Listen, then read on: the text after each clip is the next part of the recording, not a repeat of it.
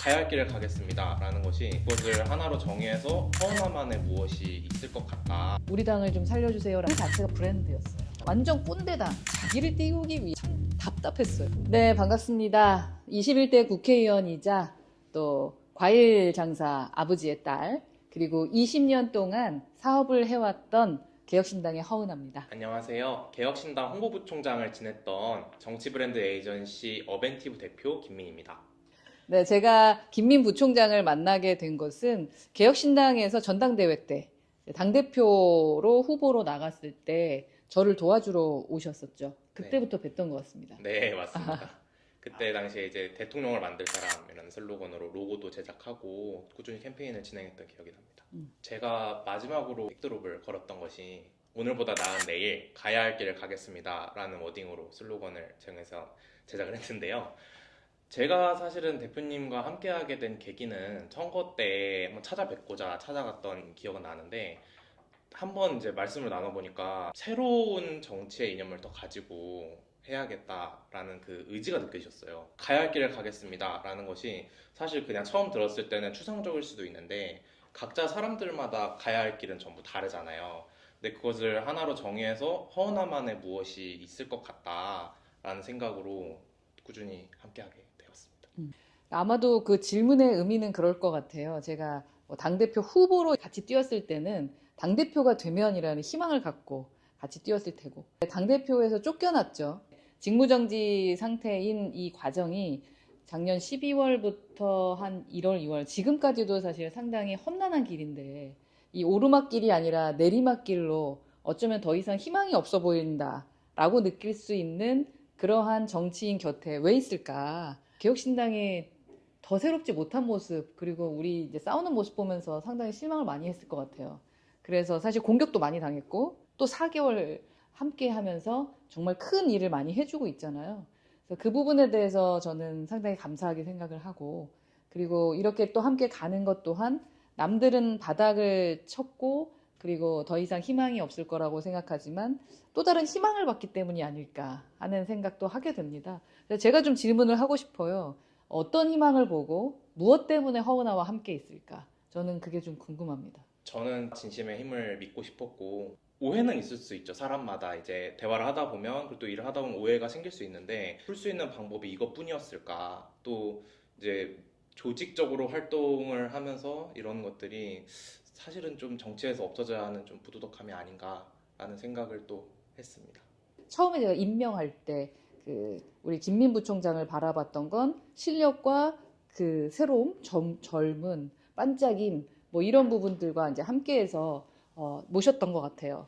근데 이제 아무래도 예술가이고 이 정치판에 와서 막 여러 가지를 겪으면서 상당히 좀 고달팠을 것 같아요. 그럼에도 불구하고 지금은 제가 볼 때는 그 예술로서 또 다른 표현을 하고 있는 게 아닌가 하는 생각을 했거든요. 디자이너로서의 본인의 정치적 색을 저는 드러내고 있는 상황이다라고 저는 판단했어요. 김민 부총장 같은 경우는 지금의 이 현실에 본인의 실력을 가지고 그 디자인과 메시지를 좀 내고 있는 게 아닌가 좀 하는 생각을 했어요. 이제 선배님들을 언급하기엔 좀 조심스러운 면도 없지 않아 있습니다만 시대에 침묵하는 예술가는 없다고 생각합니다. 작가님들도 지금 이제 시국 성명도 내시기도 하고 찬성이든 반대든 그리고 또 사실은 이제 정치 디자인이라는 거는 예술과 그렇게 멀지 않다고 생각해요. 왜냐하면 맞아요. 네. 이 본인이 생각하는 이상을 더 현실로 담아낼 수 있는 도구가 될 수도 있고 후보자의 색깔이 또 어떤 게 제일 잘 맞을까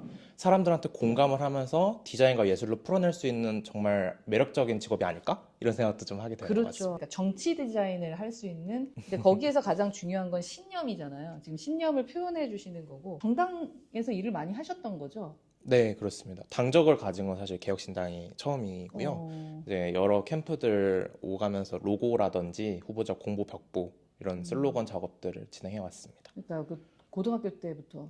네, 맞습니다. 그 주황색 국민의당 로고를 작업한 적이 있습니다. 아, 저하고 좀 잘 통하는 거네요. 그래서 개혁신당의 주황이 네, 그죠. 나는 개혁 오렌지라고 했는데 그거 그러면 그때부터 이렇게 그 정치 쪽에 와 있고, 한 6년 정도 된 것 같습니다. 네, 우리의 이 행보들이 진짜로 좀 추후 정치인들에게 되게 의미 있는 게 되지 않을까. 남들은 내리막이라고 생각할 수 있지만 이 내리막에서 또 다른 오르막이 보이기 때문에 우리가 지금 이렇게 함께하고 있는 것이 아닌가. 그리고 뭐 정치의 어떤 선진화의 발걸음을 한두 발짝씩 하고 있는 것이 아닌가 하는 생각을 저는 지금 하게 됩니다. 21대 국회 인재 영입이 됐죠. 우리 당을 좀 살려주세요라는 말을 했을 때 그럼 제가 할 수 있는 일이 뭡니까? 라고 했을 때 그 자체가 브랜드였어요. 네. 그러니까 우리 당이 완전 꼰대당, 이제 브랜드 가치를 높여주는 거니까 브랜드를 좀 다르게 바꾸는 데 주력해야겠다라는 생각을 했습니다. 그 브랜드는 어느 순간에서 되는 게 아니고 STP라고 해요. 세그멘테이션을 하고 타겟팅을 하고 포지션을 하는 거거든요. 제가 첫 번째로 했었던 게 바로 보고 새로 쓰다는 것은 우리가 좀 바로 보고 새로 쓰자라는 건데 정치는 기사화가 좀 많이 돼야 되거든요. 그래서 명불허전 보수다가 아마 찾아보시면 20년도와 21년도의 기사들이 계속 나와요. 그래서 제가 브랜드를 하는 데는 정치는 활동, 그리고 활동에 대해서 나만 알면 안 되니까 그 국민들께 어떻게 알릴까? 기자들이 관심을 갖고 기자들이 기사를 써줘야 되는 거죠.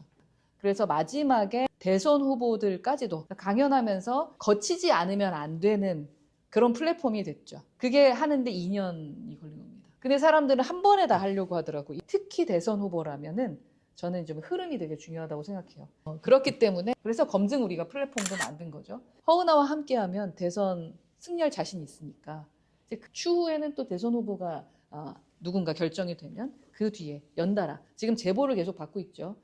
개혁신당도 개혁신당에서 개혁신당을 진짜 10년 이상의 정당을 만들기 위해서 내가 정말 내 뼈를 갈아서 만들어가고 있었던 건데 자기를 띄우기 위한 거라고 말씀하시는 분을 보면서 참 답답했어요. 모든 게 다 합쳐진 거지 뭐 이준석 혼자가 해서 된 게 아니에요. 그래서 제가 예스2라는 책을 그 웹사이트를 감사하더라고요. 정치는 생물이다. 그냥 해. 그냥 해. 우리 뭐 어떻게 하는지 알잖아. 해. 우리나라의 국가 브랜드 가치를 정말 해보고 싶거든요.